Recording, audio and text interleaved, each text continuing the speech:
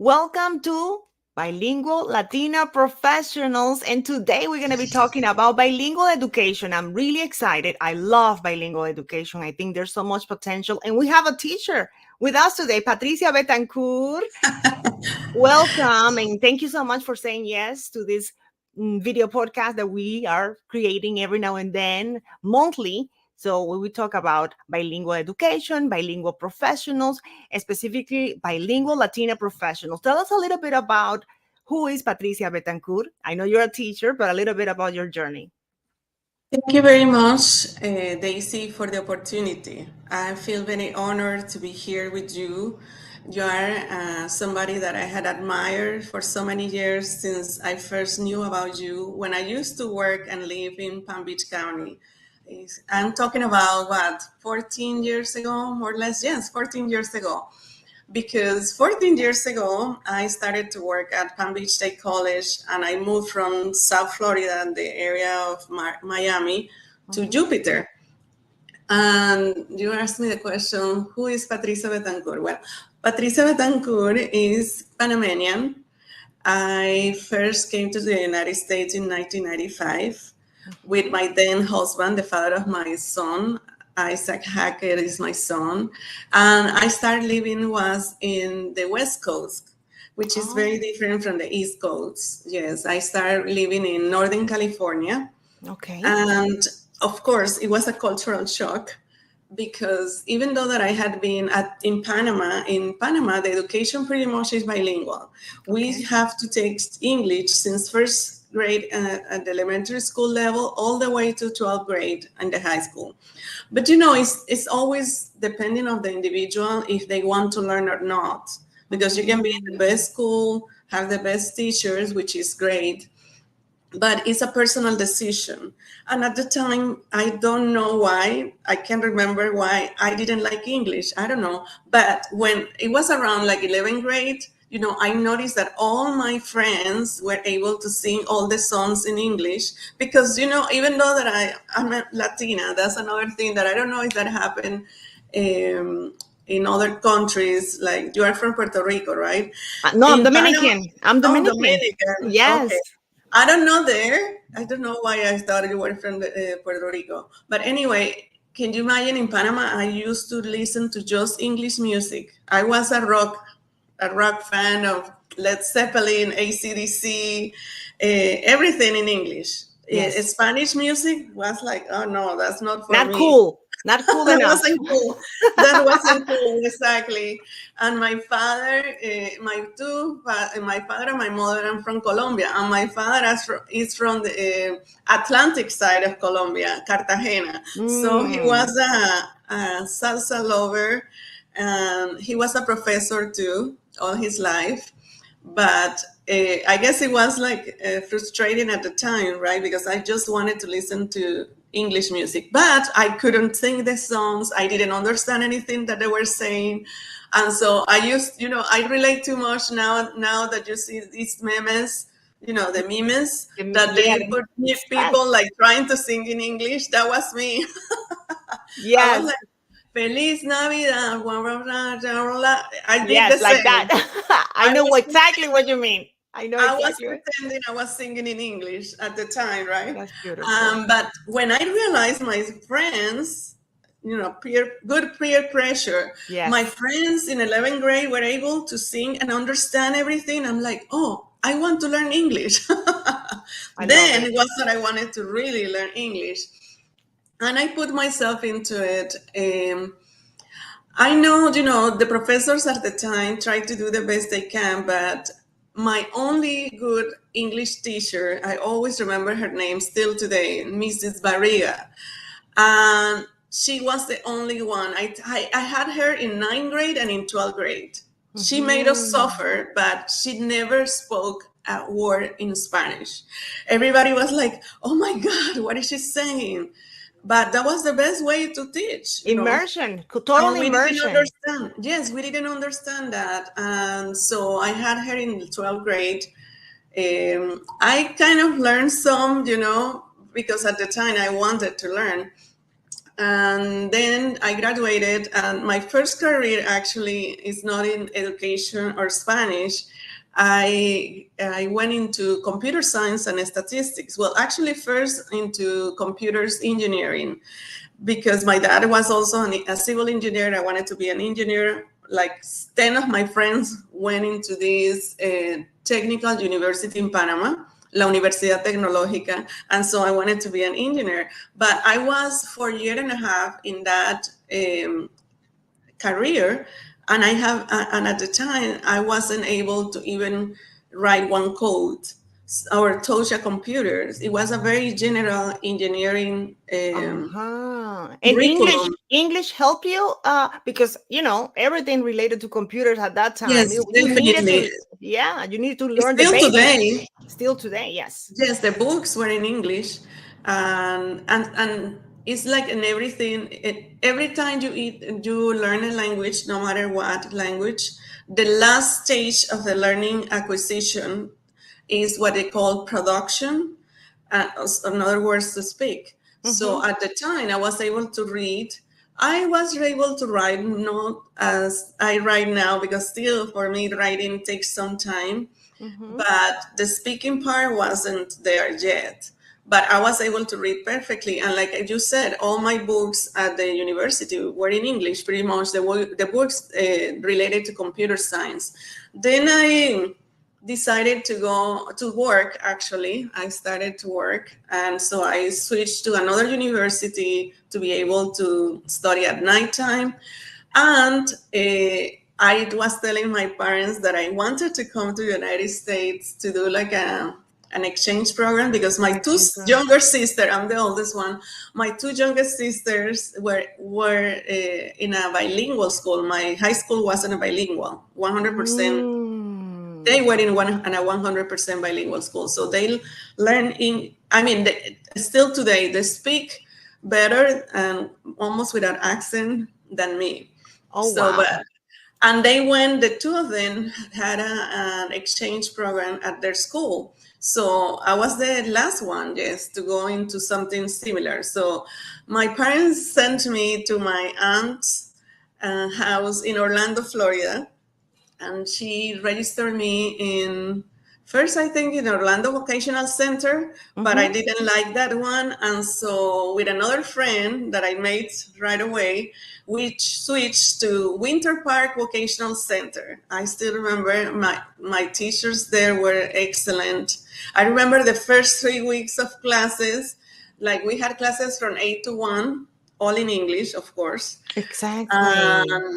I ended up with a headache every day because I was like trying to get everything right. Patricia, and when we talk about bilingual education, we're talking about, because there's a perception of, okay, you're going to learn English, but there's also something that is powerful that we have it in different places in the United States, which is immersion. That means you are in a, only, for example, if it's bilingual education, but you're learning Spanish from 8 until 11, everything Spanish. And from 11 to 2:30 or 2:45, whatever time they finish, it's in English. And how do you feel about, I mean, you went through a journey. Everybody has their own journey when it comes to immersion, that we have the possibility in the United States that we don't have it if we are in Panama, in Dominican Republic, in other parts of the world. And we need to take advantage of that we are here in the United States. And if you don't speak English as your first language, just go for it. Like you did. You just came from Panama. You said, just put me in a school that I'm going to, even though you had a headache the first 2 weeks, but you were not shy about it. You were not flying low. You were not trying to just stay away from the challenge of, I'm here and I'm going to learn English, because that's something, sometimes that happens, that people say, oh, maybe I go and get a book, get something on the computer, learn something, and then go get a job. And that's okay. Everybody has their own challenges, but you didn't do that. You said, no, I'm here because I want to learn and I want to be a professional. And that's so powerful that you just went for the challenge. Well, let me tell you that wasn't the only one. I was still living in Panama. At the time that I came, I was still studying computer science. Uh-huh. But like you said, it is important to realize that you need to take the challenge and not to be afraid. And it's a personal decision. I will say that again and again, and I share that now with my students of Spanish, because then, my parents were paying for it, and I did what sometimes people do still today. You come here, you are here, you have the opportunity to speak in English, but you know what? You I get start scared. gathering with my Spanish-speaking friends, and we Mm-hmm. were speaking Spanish until one day again, it was like around September, and I realized I have to go back to Panama in December for Christmas. I need to learn English to show my parents they're not wasting their money with me. No, Yes. seriously. Then again, there was another decision, and I, with my friend, like I said, we said we are going to speak English among ourselves always. And she said, "Okay, let's do it." And can you imagine two Latinas speaking English? I Like love it. very choppy English everywhere. I remember people saying, I was like, what are they speaking English among themselves? But we made the decision. It's not like I didn't know English, but I needed to practice. So I Yes. went back to Panama, and I was able to show my parents that I was learning, that they were not wasting their money. And You I know what came helped back. me? You know what helped me? I got a gringo boyfriend. I had a boyfriend. Oh, yes. No, I didn't have an American boyfriend. Actually, one Yes, of I the had an American students, boyfriend. Yes. no, that's And the that best. helps. That helps. Oh, yes. But I had a boyfriend from Czechoslovakia. There was no way to Oh speak my for him, anything between us. God. I remember that I suffered speaking in the phone. There were no cell phones then. So I was there trying to figure it out. I bet he was To the speak. same. Yes, exactly. With my accent, trying to understand me because I didn't know Czech. He didn't learn, or know any Spanish Spanish. at the time. So you So the were only trying to way speak was in English. English. You were trying you practice, at least you practice, both of you were learning Spanish, I mean English, and you were trying to practice. But no, when you have somebody so close from the language that you want to learn, that was powerful for me because I really wanted to communicate with him and the family and everybody. Well, I will fast forward that my story for 7 years or 4 years, 5 years. I came back to Panama. I went back to Panama, sorry, and I finished my career. I got married. I moved to Northern California, and again, then realized, I wasn't no, it wasn't an exchange program. I wasn't with my friends. I wanted to be able to work. Then it hit me that I didn't know enough English to work. So I Ah, went to the College of the Siskiyous because I was in Northern California in okay. a very little town called Weed. I don't know if you have heard about Weed, No. Weed. At the time, I didn't know what it was Weed. And I remember one of my friends was studying engineer in Tampa, and he used to call me from Panama. Patricia, are you sure you live in a place called Wait? Just to joke. And I still didn't understand. I still didn't you understand because I you didn't didn't know. Google it. You didn't Google it at that time. It was not something that you would just put in the internet, it will show up. I don't know. The You thing didn't I even was think about living doing. there. I Yeah. was living in Wheat, and I live in Wheat for almost 3 years. And so I realized I needed to go back to school. And I went to the College of the Siskiyous and, and realized I needed to pay 3 times the tuition because in California, it's not like Florida. You have to wait 1 year to be a resident. And I Mhm. wanted to learn, I really wanted to practice and learn English properly. Yes. So they saw my interest, so they said, well, you will have to wait on or pay 3 times the tuition. And they have a program there called Project Read. So they have tutors, and I'm mentioning this because it's so important to have in place for the school district or for colleges somehow, community colleges, Yes. somehow free programs to help. So they paired me with a lady that I still today remember. Her name was Linda. She was in her 60s. And she was like my mother figure at Oh. the time. At first, we met once a week because that was the requirement. But she saw how much I wanted to learn, and I remember she gave me books, and I started doing all the exercises. Like in 1 week, I will do a whole book because I wanted to learn. And I was trying to get into a job, and I got an interview in a bank. I wasn't able to go into computer science. So my first job here was a bank teller. Nothing against that, but it wasn't my career. My Exactly. last job in Panama actually was in the American Embassy. I was in charge of receiving the diplomats, and I was working in the shipping and customer service department, and I was in charge of the computer system, and at the same time I was receiving the diplomat. So it was a big change for me to go Wow. into be a bank teller. And at first, and my manager also, her name was Linda. And again, she was in her 60s or something, and she said, your curriculum is very good, Patricia, but first I will let you go and get used to everything in the bank. So she had me like filing and in the back for a long time. For me, it was a long time. But one day she said, tomorrow you're going to go to the front and you're going to start taking care of customers. Oh my God, I was dying. And my first customer, I remember I went, good morning, may I help you?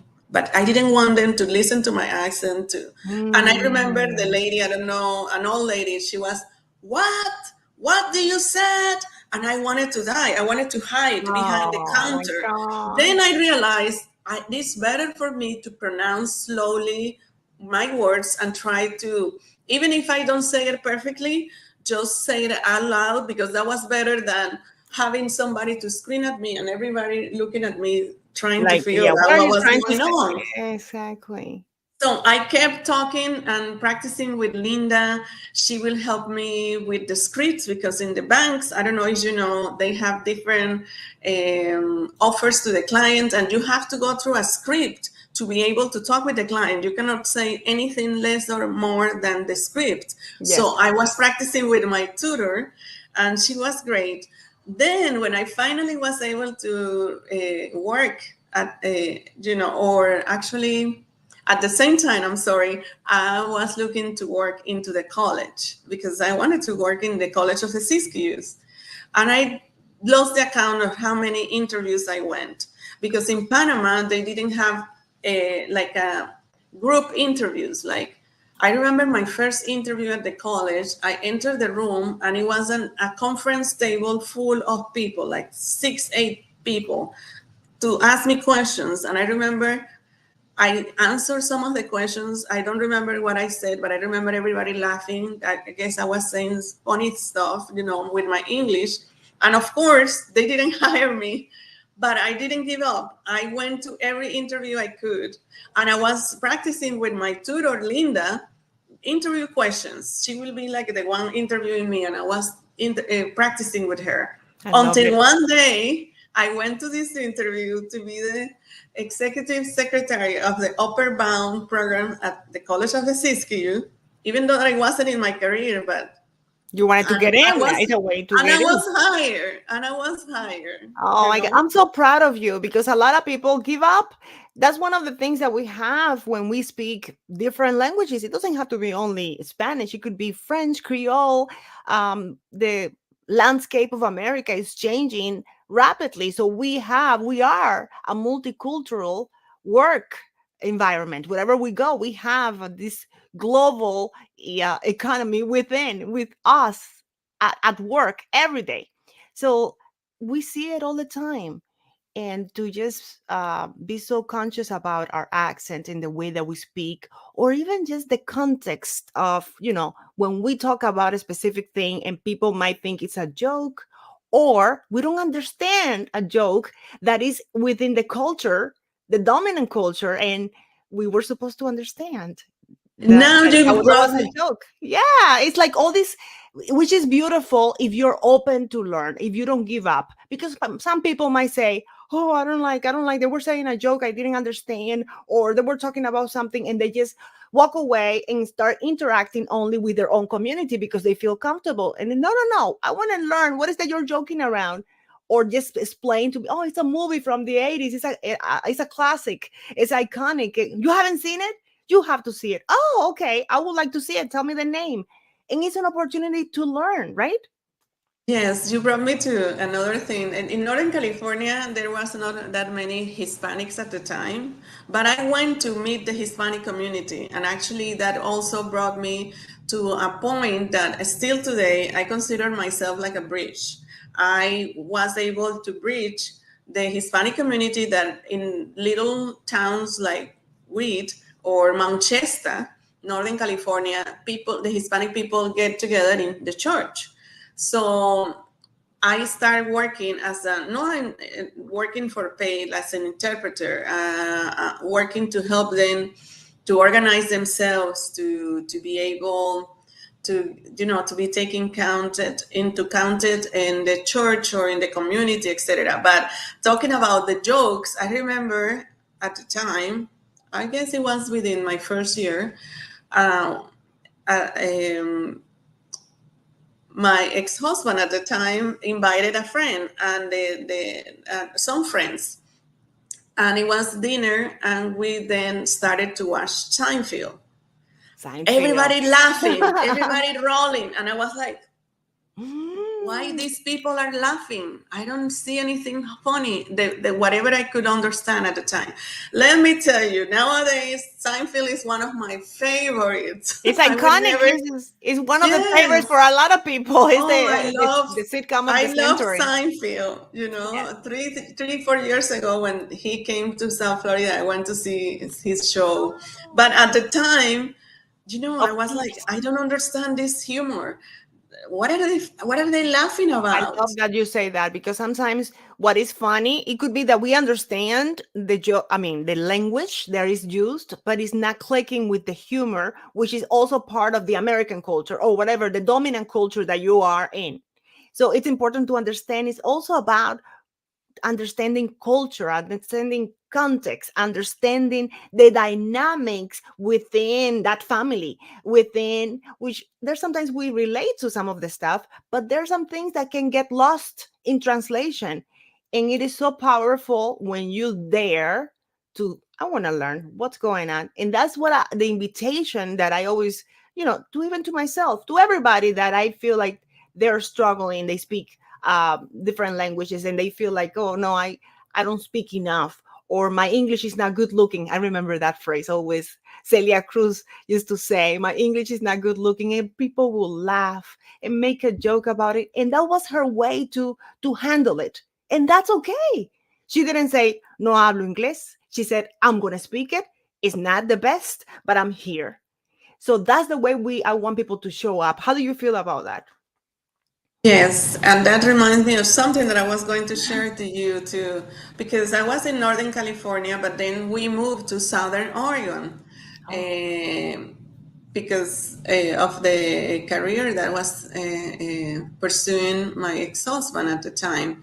And I went and applied to work in the college there because I fell in love with college after I was working in College of SCCU. So I applied to be the secretary also of the director of the student services, the students with disabilities at Road Community love it. In Grants Pass. And I was using my computers. I was programming the web page, HTML at the time. And my boss, a very nice lady, Rick, Bonnie Rick, I was doing everything until one day she came to my desk, and out of the blue, she said, "Patricia, you need to speak." And I was like, and then she said, "You need to speak. You need to speak out your mind. I know you. I know your curriculum. I know how educated you are. But people out there, because our office was right inside the testing tutoring center with a lot of tutors. It was a big college. She pointed, everybody out there doesn't know you, and they don't know the kind of person you are, that you're an intelligent woman. You need to speak. Oh, It was like, wow, because I was in my mind, I'm just going to say whatever I need to say because I don't want them to listen to my accent. I don't want them to know that I'm Latino. Like, look at me. Wow. Please, look at me. I'm You're not the Latina. only one. You're not the only Oh one. my God. I don't want you to feel like, oh, this is the story of thousands of immigrants that come to the United States from all over the world, and they just speak enough just to get by, to get their salary, to get their job done, and go home. Please do not. I don't want them to know, because there's a perception about the accent, that maybe that person is not equipped, prepared, ready, educated to handle this position, to handle, just because she or he has an accent. So you're not the only one. And when we have somebody that goes out of their way, her way in your case, we need people like that. We need people, and that's something that I embrace. I love when somebody from the dominant culture goes around, and that happened to me too. They come around and they say, hey, I want to offer you a supervisor position. Yes, I think you're ready. You already know this and this and this, and you are, you want to learn all the time. You just want to be like in charge. So I feel like you can be, and that happened to me. So we need people like that from the dominant culture, because sometimes we need Yes. permission. We need, for some reason, there's people that might not, and I congratulate who doesn't need that, but some people need to be seen. I see you. I see that you're doing a great job from the dominant position, from the dominant culture, or from a higher level, as a manager, as a director. They come, and I will always tell, if you have the power to empower people from different countries that they work under you, do it, because sometimes they need that. Yes, that's exactly what Bonnie Rick. I will always. She helped me in many ways.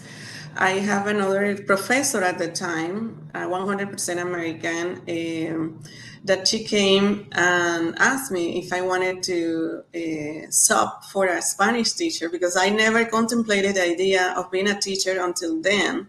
Wow. And she said, this professor is going for a 5 days conference. I would like you to cover for 3 days if you are okay with it. I'm like, okay. And it was after my 8 to 5 job. It was a night class. So I prepared and I fell in love with teaching. I love it. That was in Rock Community College. And then the next term, because in California they don't have semesters but term, she said, I have a class at night, would you like to take it? And I said, of course I will. And after that I took 2 or 3 more terms. I thought 2 or 3 more terms until I decided it's time to make a career change, and I had to go back to the university. And I started checking all the universities in Oregon, but because at the time I was a full-time resident, but no one wanted to take me because they said I needed to have or a bachelor's of arts in Spanish, and then I could go into the Spanish master program for Spanish and literature. And I'm like, but I speak Spanish and I already have a career, until thanks God I went talking about people, or now that I'm talking to you, had been very key persons. I had another professor that was assigned actually to be my advisor, and she's still working at Portland State University, Dr. Delise Osland, one of the best professors ever. She speaks and writes Spanish better than the two of us, I guess. Oh She's my an God. expert in Spanish literature from the medieval time. And when I start talking to her and everything, I have to, of course, write an essay in English telling the university why I wanted to go there. And she said, Patricia, I know how good high schools are in Latin America.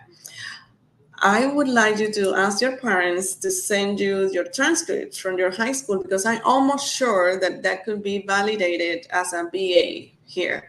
And they did that. And when I saw the curriculum of everything that I had learned in Panama, I was amazed. And I she love it. presented my transcript to the university, and actually I was accepted into a conditional for 2 terms. I And also she offered me the possibilities that I didn't know, because I didn't know, that you could be a teacher assistant. And she said, I will give you an opportunity to teach one class that will help you to pay for your books or whatever else you need.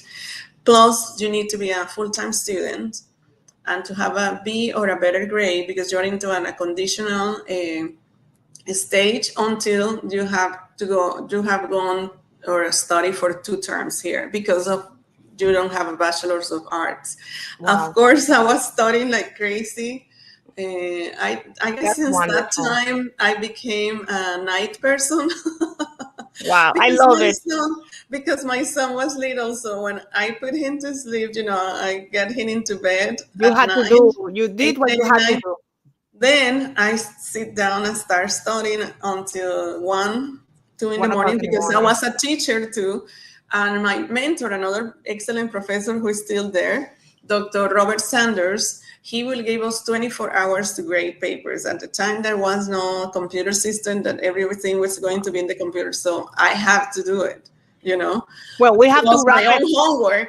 We have to wrap it up. I know it's a beautiful, everything that I identified. I relate to everything that you've told us, because it's part of also my journey. I love it. And I am so proud of you. I'm so proud that you are Latina, bilingual, professional, striving, growing, and just keep on going. Um, just to like a message to how to get in touch with you, what are you doing now?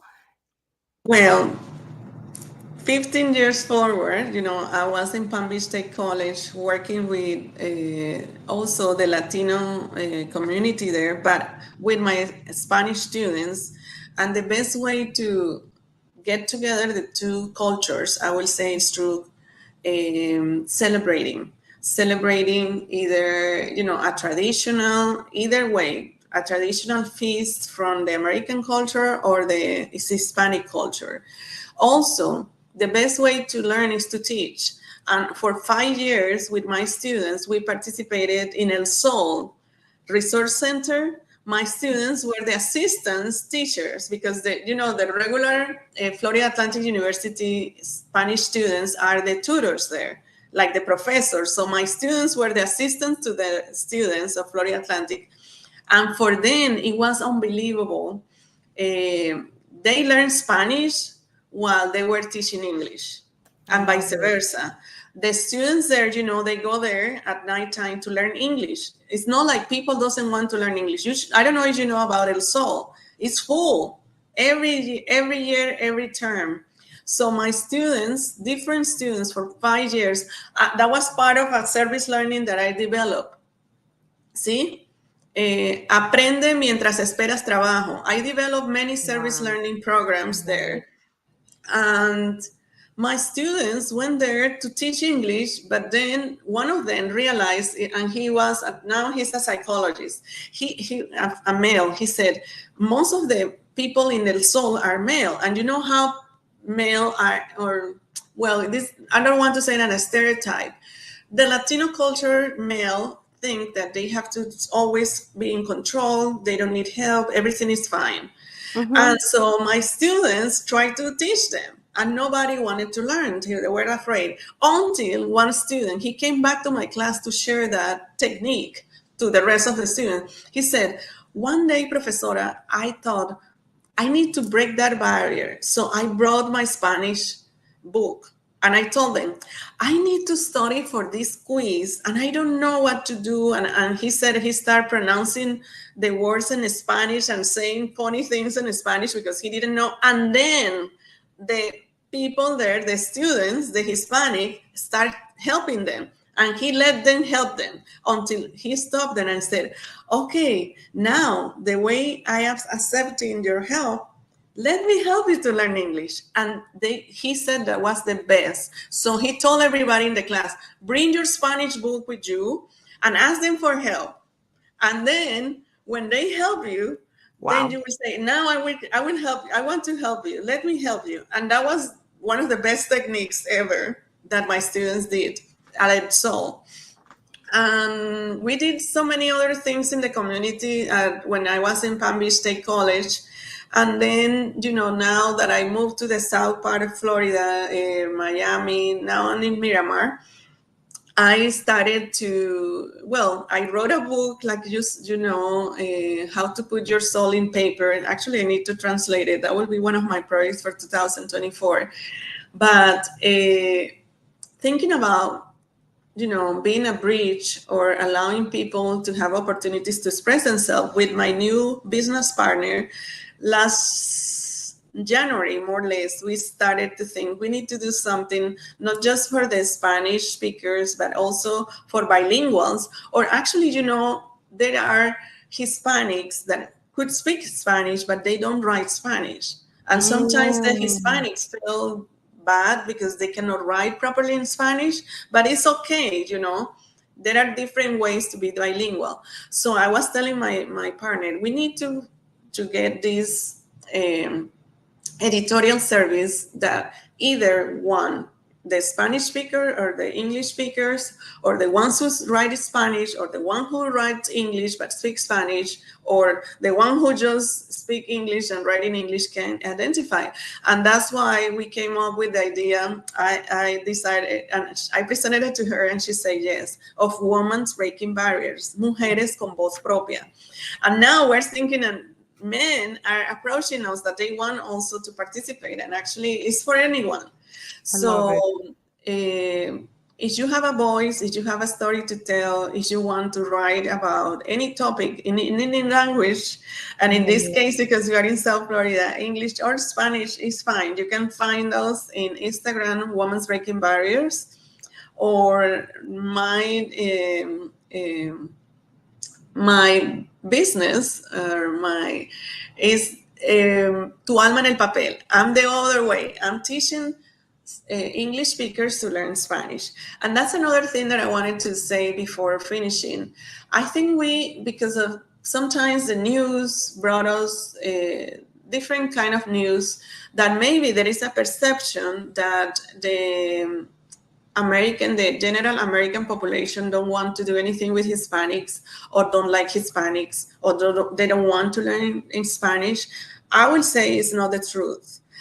I had been teaching now almost for 20 years, and the classes in the university, in the college, in high school, everywhere are full. People want to learn Spanish, and beyond that, they want to understand the culture. I love Yes, it. and so I think there is goodwill out there, and we need to focus more on that than to what is different from us, and vice versa. I will say there are a lot of Hispanics who wants to learn English. I love There it. are because, like, let's say in El Sol, they always are full of students. And I know I then, when I was working, after I moved back to South Florida, I work in Broward Community College in a program called Renew. And I was for a year and a half and bilingual teacher, and I English love as a it. second language teacher. And it's full. The program is for refugees, and it's full of students. They want to learn English. They want to learn civics. They want to learn how to behave and deal with this new country that they are now.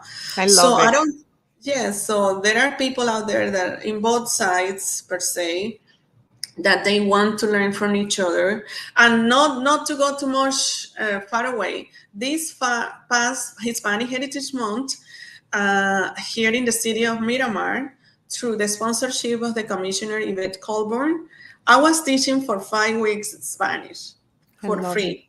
And the classes were full, 40 people, 30 people, 25 people for 5 weeks, in the morning on a Saturday, that you will say nobody was going to go, right? Exactly. Uh, and people genuinely wanted to learn, and wanted to learn how to dance and how to do this or how to say this. So I think you should put more of that on your El Alma, en Alma en Papel.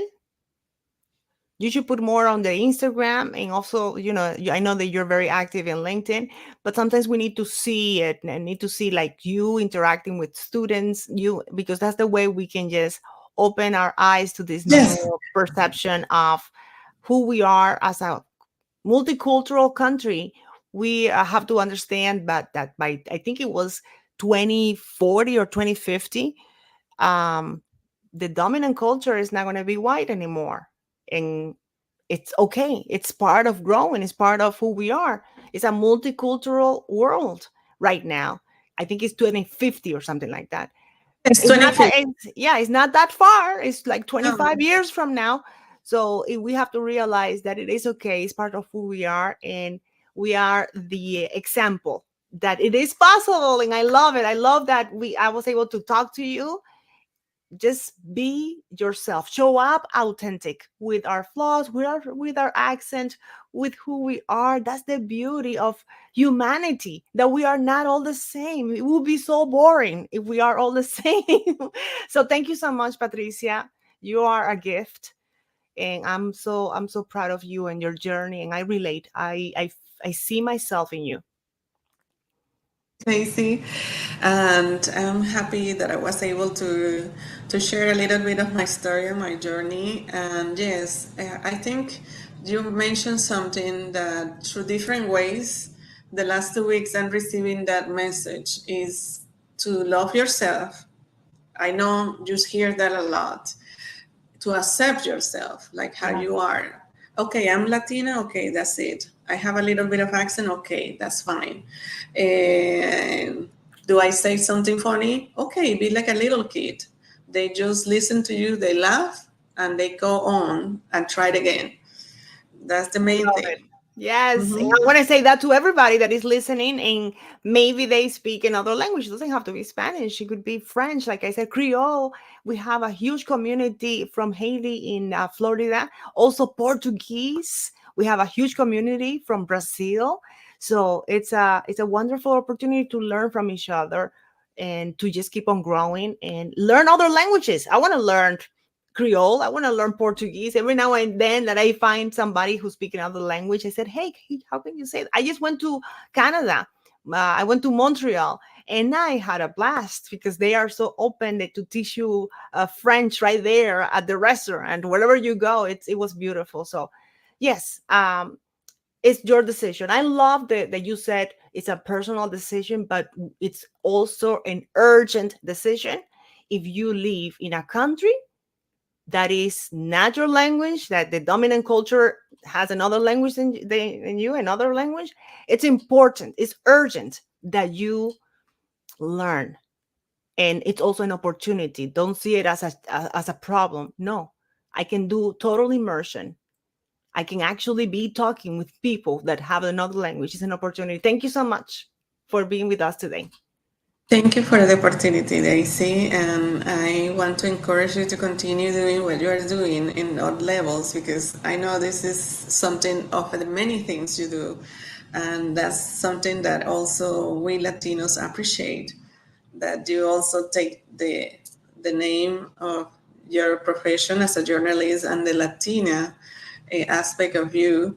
I mean, you are Latina, but I mean, sometimes you know what I'm saying. Sometimes people want to hide that too. Like I did it at one time, but you are, you know, you are who you are, and that's a gift too. Thank you.